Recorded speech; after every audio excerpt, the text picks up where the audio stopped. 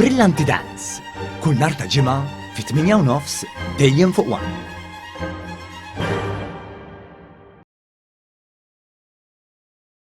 Ix-xahar ta' frar qabeż l-aspettattivi kollha u wera r-reżiljenza tas-suq tal-proprjetà f'pajjiżna. Dan intqal fi stqarrija mill-Assoċjazzjoni Maltija tal-Iżviluppaturi l-MDA. Minn dawn iċ-ċifri ħareġ li fl-ewwel xahrej ta' din is-sena kien hemm żieda ta' aktar minn 150 miljun euro meta mqabbel mal-ewwel xahrej tas-sena l-oħra. L-istqarrija nnotat li fi frar kien hemm żieda kbira ta' 29% fil-konvenji meta mqabbel ma' frar tas-sena l-oħra.